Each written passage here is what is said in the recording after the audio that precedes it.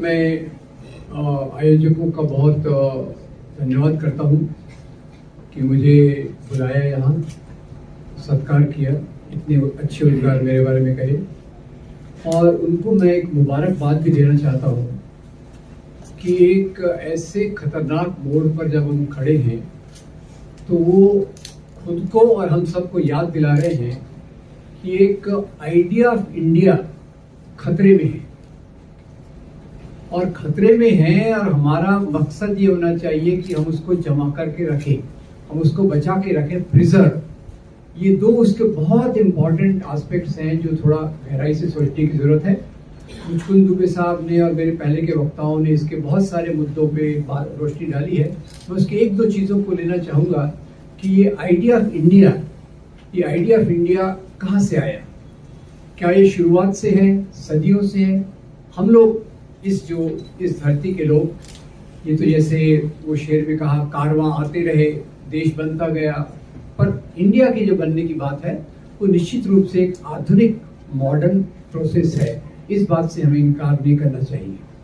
पहले बादशाहतें थी, राजाशाही थी, अलग अलग प्रकार की व्यवस्थाएं थी, और उसमें से एक आइडिया ऑफ इंडिया जो निकला, उसके जो मिले जुले हमारी संस्कृति के पहलू हैं, उस पर मुचकुंद दुबे जी ने बहुत अच्छे से कहा, उस पर मैं नहीं जाऊंगा, क्योंकि हमारी मुख्य रूप से सभ्यता संस्कृति जो है वो मिली जुली है। उसमें अलग अलग चीज़ों को करना बहुत मुश्किल है।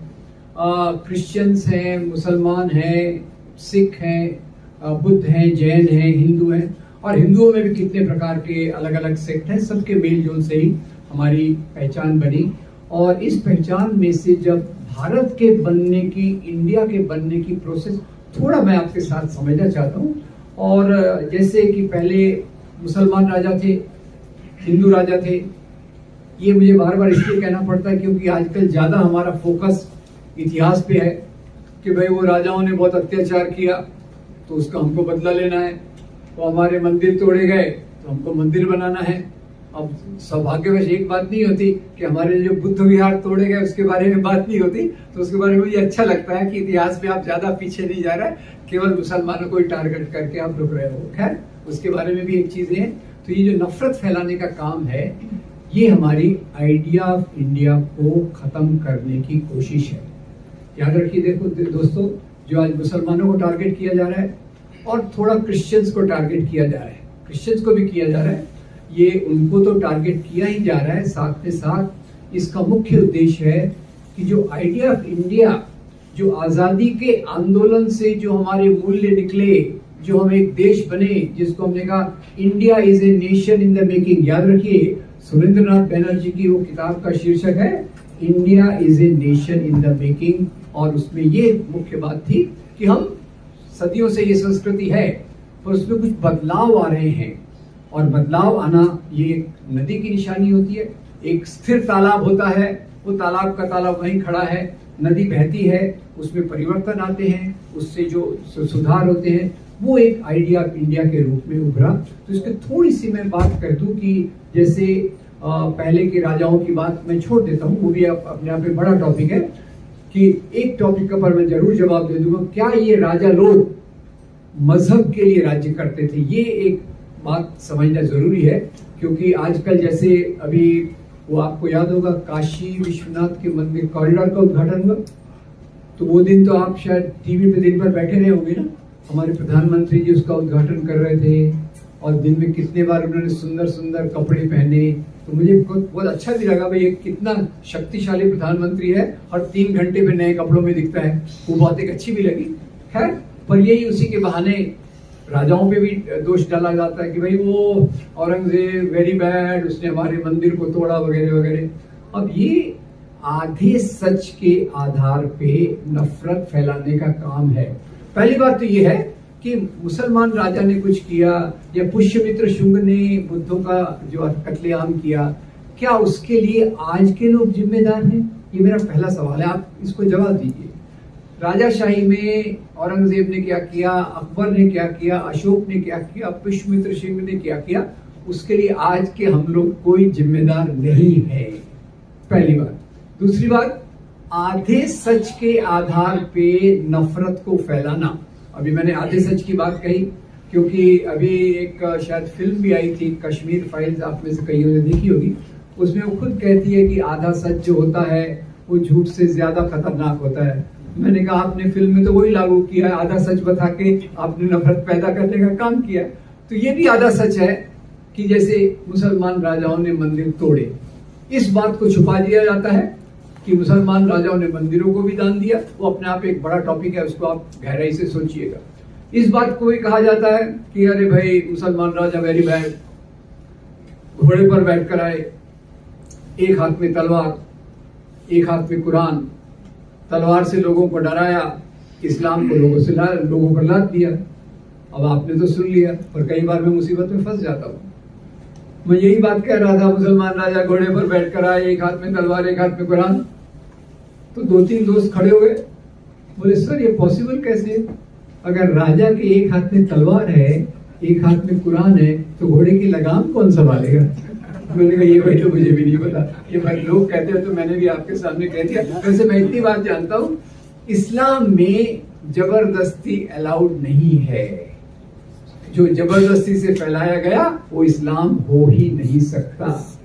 मेरे लिए मेरा दीन, आपके लिए आपका दीन। ये जो अरेबिक तो मुझे आती नहीं है, तो पर अपने हिसाब से सीखने की कोशिश करते रहता हूँ। कुछ जो टीचिंग अलग अलग धर्मों की है, तो ये फैलाया गया।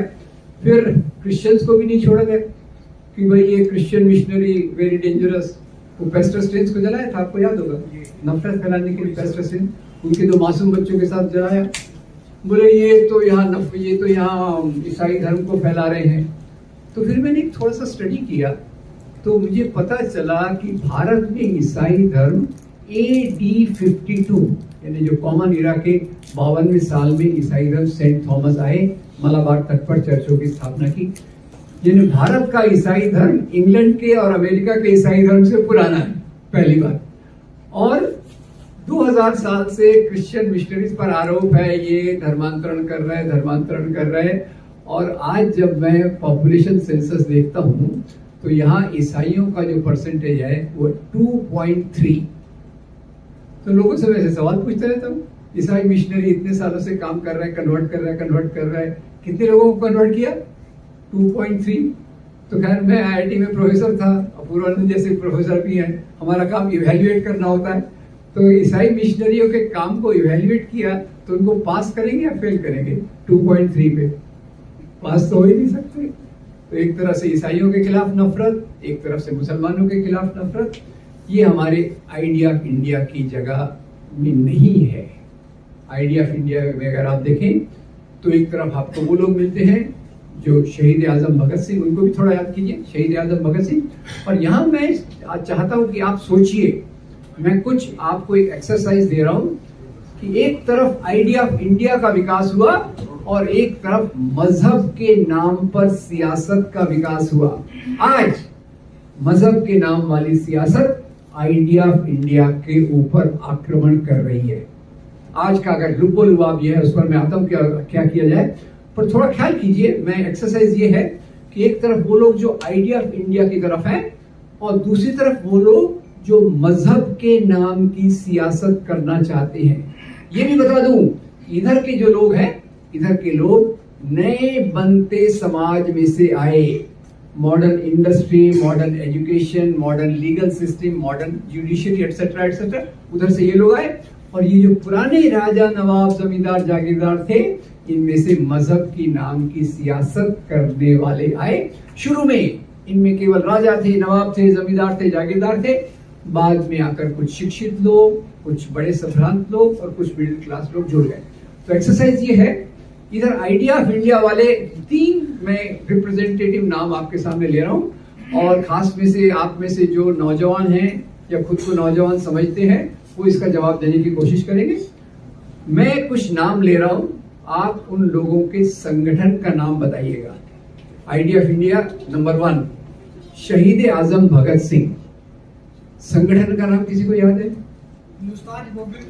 वेरी गुड, आपके लिए मैं ताली बजाता हूँ, दूसरे नहीं बजाए तो जाने दीजिए, ठीक है, वेरी गुड। दूसरे भीमराव बाबा साहब अम्बेडकर, उन्होंने तो बहुत सारे संगठन बनाए, आप कंफ्यूज हो गए, पर आखिर में उन्होंने एक संगठन की रूपरेखा रखी जिसके बहुत सारे टुकड़े अभी भी मौजूद हैं। Republican party of India. और तीसरा नाम गेस कीजिए, मैं किसी पार्टी से बिलोंग नहीं करता, पर वो नाम आपको गेस करना पड़ेगा, और उसमें एक के बदले 4 नाम ले रहा हूं। मौलाना अबुल कलाम आजाद, एनी बेसेंट, सरदार बलदेव सिंह और मोहनदास करमचंद गांधी। नाम? अरे आप जवाब तो दे रहे हैं पर बड़ा कंजूसी से दे रहे हैं। पूरा बोलिए क्या? Indian national Congress. नाम ख्याल कर लीजिए, मुझे ये मत बोलिए विलियम शेक्सपियर बोलते हैं नाम में क्या रखा है, वो मुझे मत बताइए। ये तीनों नाम हो गए, नौजवान भारत सभा, रिपब्लिकन पार्टी ऑफ इंडिया, भारतीय राष्ट्रीय कांग्रेस। अब इधर देखिए, इधर पहले व्यक्ति का नाम है मोहम्मद अली जिन्ना, पार्टी का नाम? Very good. दूसरे विनायक दामोदर सावरकर, उनके अभी एक बुक भी बाहर रखी हुई है। विनायक दामोदर सावरकर जब छूट के आए, जब उनको खुद पार्टी ज्वाइन करने की आजादी मिली, कौन सी पार्टी ज्वाइन की? हिंदू महासभा। मुस्लिम लीग, हिंदू महासभा। मुस्लिम लीग को क्या चाहिए था? मुस्लिम राष्ट्र। हिंदू महासभा को हिंदू राष्ट्र। और इसी हिंदू राष्ट्र को लेकर एक और संगठन बना 1925 में। आपसे पहले जवाब दिया, लेकिन मैं आपको हिंट देने वाला था, जो पहले हाफ पैंट पहनते थे आजकल फुल पैंट पहनते हैं। Very good, thank you. चलिए, तो इधर देखिए, मुस्लिम लीग, हिंदू महासभा, हिंदू राष्ट्र के लिए आरएसएस। इधर देखिए, नौजवान भारत सभा, रिपब्लिकन पार्टी ऑफ इंडिया, भारतीय राष्ट्रीय कांग्रेस। और इन दो के मूल्यों में फर्क समझना हो तो 2 व्यक्तियों को आपके सामने रख देता हूं। इधर से मैं रखता हूं डॉक्टर भीमराव बाबा साहब अम्बेडकर को, इधर से मैं रखता हूं के सुदर्शन। शायद आपने नाम नहीं सुना होगा। सुना तो अच्छी बात है, नहीं सुना तो और अच्छी बात है। ऐसे लोगों का नाम नहीं सुना तो भी चलता है। क्या थे वो? आरएसएस के सरसंघचालक 2000 में थे। उन्होंने जो बयान दिया उसको आजकल वेबसाइट से निकाल दिया, और फॉर्चुनेटली मैंने एक लेख लिखा था, वो अभी भी तहलका में मौजूद है। तो खैर, इधर भीमराव बाबा साहब अम्बेडकर समता के लिए, बराबरी के लिए, लोकतांत्रिक मूल्यों के लिए आंदोलन करते हैं। 14 तालाब का आंदोलन, काराराम मंदिर का आंदोलन, और फिर वो एक किताब को जलाते हैं। कौन सी है? मनुस्मृति। मनुस्मृति को जलाते समय बाबा साहब ने सोचा होगा, मनुस्मृति में शूद्र और स्त्रियों की गुलामी के कानून दिए हैं। Right wrong? ये कानून मुझे मंजूर नहीं, इसलिए मैं इस किताब को जला रहा हूं। और वही बाबा साहब जाकर बाद में भारतीय संविधान की ड्राफ्टिंग कमेटी के अध्यक्ष बने। और भारतीय संविधान हमको क्या देता है? स्वतंत्रता, समता, बंधुता। याद रखिए, समता को, एक शब्द को याद रखिए, ठीक है? तो ये 3 मूल्य इधर से आ गए। और इधर के व्यक्ति के सुदर्शन, जिन आप कुछ लोग जानते हैं, 2000 में वो सरसंघचालक बने। उन्होंने कहा भारतीय संविधान विदेशी मूल्यों पे बना है। अब एक बात मैं आपसे और भी पूछ लूं, ज्ञान, विज्ञान, नैतिकता, मूल्य, ये देशी विदेशी होते हैं, पूरी मानवता के होते हैं? कुछ चीजें देशी विदेशी होती है, मैं मानता हूँ, कुछ चीजें देशी विदेशी होती है। खास तौर से शाम को कुछ लोग एंजॉय करते हैं, उसमें देशी विदेशी होता है, बाकी कुछ देशी विदेशी नहीं होता। खैर, तो बोले ये विदेशी मूल्य है, इनको फेंक दो और एक ऐसा संविधान लाओ जो भारतीय धर्म ग्रंथों के आधार पे बनाओ। तो कौन से ग्रंथ की तरफ उनका इशारा है? इधर बात कर रहे हैं ऊंच नीच के मूल्यों को समाप्त करो, बराबरी के मूल्यों को लाओ, और इधर बात कर रहे हैं बराबरी के मूल्यों को समाप्त करो, ऊंच नीच के मूल्यों को लाओ। खैर, ये आइडिया ऑफ इंडिया है, और ये वो राजनीति है जो आइडिया ऑफ इंडिया पर आज हमला कर रही है। अब इसका 2 और उदाहरण देता हूँ। एक थोड़ा मैं एक रोल प्ले करता हूँ। मैं एक जर्नलिस्ट, पत्रकार बन जाता हूँ आज से 60 साल पहले, और मैं 2 लोगों का इंटरव्यू लेता हूँ। पहला इंटरव्यू मैं लेता हूँ मौलाना अबुल कलाम आजाद का। मैं मौलाना साहब के पास जाता हूँ, मैं पूछता हूँ, मौलाना साहब आप तो इतने अच्छे मुसलमान हैं, आपने कुरान का तर्जुमा भी किया है, तो आप मुस्लिम लीग क्यों नहीं ज्वाइन करते? आप पाकिस्तान की मांग का समर्थन क्यों नहीं करते? तो मौलाना साहब मुझे कहते हैं, बरखुरदार, मेरा इस्लाम तो इंसान से इंसान को जोड़ने की बात करता है, और ये मुस्लिम लीग बंटवारे की बात करती है, इसलिए मैं इसके साथ नहीं जा सकता। फिर मैं जाता हूँ भारत के राष्ट्रपिता महात्मा गांधी के पास। उनको पहले पूछता हूँ, बापू आप हिंदू हैं कि नहीं? वो मेरे पे नाराज हो जाते हैं, बोलते हैं मैं तो हिंदू हूँ, पर आगे कहते हैं मैं एक हिंदू हूँ अपने धर्म के लिए मैं अपनी जान तक दे सकता हूं। मैं रुक गया। वो क्या कह रहे हैं? मैं जान तक दे सकता हूं। और आज क्या हो रहा है? धर्म के नाम पर जान ले रहे हैं। ठीक है, मैं एक हिंदू हूं, मैं अपने धर्म के लिए अपनी जान तक दे सकता हूं, पर वो मेरा निजी मामला है। जहां तक उस राज्य का सवाल है जिसके निर्माण के लिए मैं काम कर रहा हूं, वो राज्य न मेरे न आपके धर्म गुरुओं धर्म द्वारा संचालित होगा। राज्य का काम होगा लोगों के रोटी कपड़ा मकान बिजली सड़क पानी शिक्षा स्वास्थ्य नौकरी और ह्यूमन राइट्स का ख्याल करना। ये महात्मा गांधी कहते हैं। आज इन्हीं चीजों का पूरा वायलेशन हो रहा है। दूसरी एक घटना, अभी मंदिरों की बात हो रही है। कल भी कांग्रेस ने प्रदर्शन किया, देर आया दुरुस्त आए, काले कपड़े पहनकर किया, महंगाई के खिलाफ बेरोजगारी के खिलाफ। तो उन्होंने कहा भाई ये तो वही आज राम मंदिर निर्माण दिवस था, उसका विरोध करने के लिए इन्होंने किया। सांप्रदायिकता की लिमिट देखिए। लोगों का दुख दर्द पीड़ा बेरोजगारी भूख नहीं दिखती, केवल एक ही दिखता है, मंदिर मंदिर और उसी के प्रकार का पोलराइजेशन जो उसके चारों तरफ चलता है। तो खैर एक और घटना आपको मैं बताना चाहता हूँ। आजादी के बाद कई लोगों ने कहा सोमनाथ के मंदिर को वो कौन किसने तोड़ा था? सोमनाथ महमूद उसने तोड़ा था, तो सरकार ने इस मंदिर को बनाना चाहिए। गांधी ने कहा मंदिर बनाना सरकार का काम नहीं है, हिंदू समाज अपना मंदिर बनाने के लिए सक्षम है, नो प्रॉब्लम। और उनके चेले जवाहरलाल नेहरू ने इसका जवाब दूसरे तरीके से दिया। 1956 में भाखड़ा नंगल बांध का उद्घाटन कर रहे थे। बांध का उद्घाटन करते समय जवाहरलाल नेहरू कहते हैं ये जो बांध है, और उसमें मैं ऐड कर देता हूँ, ये जो बांध है, जो यूनिवर्सिटीज हैं जिसके बारे में सलीम साहब काफी डिटेल में बता रहे थे, ये साइंटिफिक एंटरप्राइजेस है, रिसर्च एंटरप्राइजेस है, ये आधुनिक भारत के पूजा के स्थान है। ये हमारा रास्ता चल रहा था आइडिया ऑफ इंडिया वाला कि हमारे मंदिर बने, हमारे मंदिर होंगे यूनिवर्सिटीज में साइंटिफिक एस्टेब्लिशमेंट्स में। 1980 के बाद भाषा बदल गई, और भाषा बदल गई। उस समय एक रथ यात्री जी थी, क्या नाम तो? अरे very good, thank you so much. उनकी पार्टी ने तो उनको भुला दिया, आपको याद है? Thank you. अब उन्होंने कहा कि ये क्या मंदिर की बात करते हो, मंदिर कहाँ, यूनिवर्सिटी वगैरह की बात करते हो, हमारे मंदिर तो मस्जिदों के नीचे है। लिस्ट बनाओ, तोड़ना चालू करो और मेरे आगे आने वाले मंदिर बनाते रहेंगे, हमारे देश का यही काम होगा। वहां से आइडिया ऑफ इंडिया को सबसे बड़ी चुनौती मिली। दो प्रकार की विचार, एक Bhakra Nangal dam, university, scientific establishment, नौकरियां, शिक्षा, स्वास्थ्य, ये आइडिया ऑफ इंडिया का भाग जिसमें सभी लोग सम्मिलित हैं। और दूसरी तरफ से मंदिर मंदिर और इस प्रकार के मुद्दे जुड़ गए। खैर ये बहुत सारे मुद्दे, मैं विस्तार में नहीं जाना चाहता। इसका हल क्या है उस पर वो भी बहुत अच्छे अच्छे सुझाव आए, उसे मैं एक दो लाइन बाद में ऐड करना चाहता। पर उसके पहले आपको एक मजेदार बात बताना चाहता हूँ कि मंदिर बनाने से कितने गरीबों का भला होगा, कितने बेरोजगारों को रोजगार मिलेगा, ये एक सवाल है। और दूसरा, आपको याद होगा अभी उन्होंने एक दूसरा अभियान चालू किया था, गौ हमारी, मुसलमान उसको, अब उन्होंने क्रिश्चियन को छोड़ दिया, उसके लिए धन्यवाद, नहीं तो क्रिश्चियन को भी पकड़ लेते उसमें। गौ हमारी माता है। तो खैर अभी 3 दिन पहले पढ़ने में आया कि यूपी में जहरीला चारा खा के 25 या 50 गायें मर गई। यूपी के लोग जानते होंगे आजकल यूपी में आवारा पशु का क्या प्रॉब्लम है। और तो फिर मैंने गाय का, तो उसके गाय के नाम पर 100 लोगों का लिंचिंग हुआ है। 90 मुसलमान 10 दलित, उन्होंने में 4 दलितों को बेरहमी से मारा गया। तो मैं डिटेल में नहीं जाऊंगा, मैंने उसका अध्ययन किया तो पता चला स्वामी विवेकानंद अपने लेख में लिखते हैं, वैदिक काल में बीफ खाया जाता था।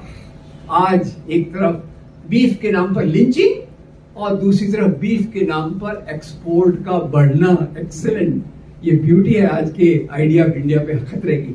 और फिर मैंने कहा क्या रियली इनको गाय से मोहब्बत है, गाय से रियल मोहब्बत है क्या? तो मुझे जवाब मिला एक किताब में। किताब का नाम है हार नहीं मानूंगा। ये अपने जो प्रधानमंत्री थे ना, जो कविताएं लिखते थे, अरे very good, thank you very much. मेरी याददाश्त कमजोर है, आप मदद कर रहे हैं, आपका बहुत धन्यवाद। तो अटल बिहारी वाजपेयी की ऑटोबायोग्राफी है, ऑटोबायोग्राफी बायोग्राफी है, विजय त्रिवेदी की लिखी हुई है। मैं पढ़ रहा था, पेज 236 पे आया तो पढ़ने को मिला, अटल जी एक बार अमेरिका गए टूर पे, लेक्चर टूर पे गए। लेक्चर के बाद वो खाना खाने बैठे, खाने का आनंद ले रहे थे कि उनके पड़ोसी ने उनके कंधे पे थपथपाया, बोले अटल जी आप ये क्या कर रहे हैं, आप जो खा रहे हैं तो बीफ है। अटल जी नो प्रॉब्लम, हंस दिए, बोले बीफ है ना, इंडियन गाय का थोड़ी है, ये तो अमेरिकन गाय का है।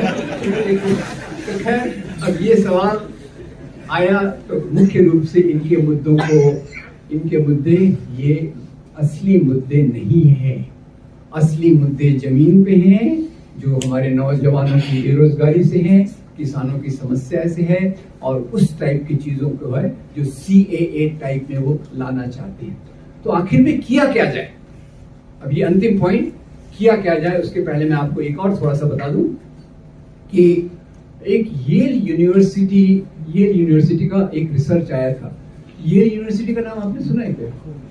सुना है, वेरी गुड, अच्छा आपने सुना, मैंने नहीं सुना। मैंने कैसे सुना था मालूम है? वो अपनी वो जो MHRD मिनिस्टर थी ना, आजकल गोवा में जिनका कुछ चल रहा है, हाँ वही। तो उनको लोगों ने कहा ये तो भाई कम पढ़ी लिखी है, तो उन्होंने बोला मैं तो येल यूनिवर्सिटी से डिग्री लेकर आई हूँ। मैं बहुत इम्प्रेस हो गया और मैं येल यूनिवर्सिटी का रिसर्च फॉलो करने लग गया। येल यूनिवर्सिटी के एक रिसर्च में आया कि जहां भी सांप्रदायिक दंगे करवाए जाते हैं, होल्ड, सांप्रदायिक दंगे होते हैं या करवाए जाते हैं? जहां भी सांप्रदायिक दंगे करवाए जाते हैं वहां एक पार्टी बाद में चलकर ज्यादा पावर में आती है। गेस आपकी जो है वो सही है, वो पार्टी ज्यादा पहले से पावरफुल हो जाती है, ठीक है। तो अब ये आइडिया ऑफ इंडिया पर खतरा कैसे है? नंबर 1, ये अल्पसंख्यकों के खिलाफ, मुसलमानों के खिलाफ, क्रिश्चियंस के खिलाफ नफरत फैलाना गलत आधार पे। इस नफरत के कारण दंगे करवाए जा सकते हैं, दंगों के कारण पोलराइजेशन होता है, ध्रुवीकरण होता है, और ध्रुवी के कारण वो पावर में आते हैं। ये 4 स्टेप याद रखिए। गलत बातों का प्रचार, आधा झूठ आधा सच वगैरह वगैरह, नफरत का निर्माण, दंगों का करवाना और सत्ता पे आना, ये 4 चीजें एक के बाद एक है। तो सत्ता पे उनको कैसे हटाना उसके बारे में तो बात की गई है, मैं उसके बारे में नहीं कहूंगा, पर मैं आपसे जो अपील करने के लिए खड़ा हूं ये कि आज समाज में जो नफरत है उसको समाप्त करना बहुत जरूरी है। बहुत मुश्किल है पर बहुत जरूरी है, और इसके लिए हम ये नहीं कह सकते कि भाई वो हमारे प्रोफेसर लोग तो काम कर रहे हैं, हो जाएगा, नहीं होगा। 130 करोड़ का देश है, जब तक इस काम को हम अपनी जिम्मेदारी के रूप में नहीं लेते, ये मेरी जिम्मेदारी है कि मुसलमानों, क्रिश्चियंस के खिलाफ जो नफरत फैलाई जा रही है उसको दूर करने में मैं क्या करूं। मैं आजकल बहुत निराश रहता हूं, पर एक आशा की किरण भी दिखती है। आशा की किरण ये दिखती है कि जहां एक और इतना निराशा का वातावरण है, वहीं कुछ ऐसी चीजें मौजूद हैं जिसको हमने अगर बराबर से इस्तेमाल किया तो नफरत का मुकाबला कर सकते हैं। बहुत सारी किताबें हैं, बहुत सारे वीडियोस हैं, और खास तौर से मैं वीडियोस की बात करूंगा जो आपके हाथ में इजीली अवेलेबल होते हैं। कई लोगों ने इतने अच्छे वीडियो बनाए हैं, और माफ कीजिएगा मैं खुद का भी नाम उसमें जोड़ देता हूं, जिसका उपयोग करके आप अपनी कम्युनिटी में एक सही विचारों का निर्माण कर सकते हैं। तो करना क्या है? मेरी एक समझ ये है कि हम सब लोग कम्युनिटी से जुड़े हुए, अपनी कम्युनिटी में 15 दिन में एक बार, महीने में एक बार मिले, सोसाइटी के प्रॉब्लम के बारे में बात करें, और उसी के साथ ये वीडियो दिखाने का काम करें जिससे समाज में नफरत दूर होकर मोहब्बत पैदा हो, नफरत की दीवारें तोड़ी जाएं और मोहब्बत के पुल बनाए जाएं। और ये हम अपनी कम्युनिटी में करें। उसी के साथ साथ 15 अगस्त, 26 जनवरी, भगत सिंह जयंती, महात्मा गांधी जयंती, अंबेडकर जयंती, ईद, क्रिसमस, दिवाली, ये सब मिलकर बनाने के लिए कम्युनिटी सेंटर बनाना जरूरी है। मैं कोई बहुत बड़ी पॉश बिल्डिंग की बात नहीं कर रहा, एक झोपड़ी में भी कम्युनिटी सेंटर चल सकता है, एक किसी के घर में भी चल सकता है। मुख्य बात यह है कि जैसे महात्मा गौतम बुद्ध कहते थे अत दीपक भाव, खुद का दीपक खुद बनो। हमारे विचारों को सही करके दूसरे लोगों तक रोशनी को पहुंचाना और उसके लिए समाज से जुड़ना और समाज में ये सब चीजें करना। और तीसरी बात, सब लोग कहते हैं मिलके काम करना चाहिए, बहुत अच्छा विचार है। मैं स्वामी जी से, इंजीनियर साहब से बहुत प्रभावित हूँ कि इसमें मिलकर है इस प्रक्रिया को मजबूत करना, जहाँ हमारे धर्म के अंदर हम एक बात समझ लें। मैं उस प्रकार का धर्म गुरु वगैरह नहीं हूँ, पर मैंने एक धर्म का मर्म समझा है जो संत कबीर के दोहे में है, पोथी पढ़ पढ़ जगमुआ, पंडित भयानक होए, ढाई आखर पढ़े सो पंडित हो। यानी मेरे लिए जो मजहब है वो मोहब्बत का दूसरा नाम है।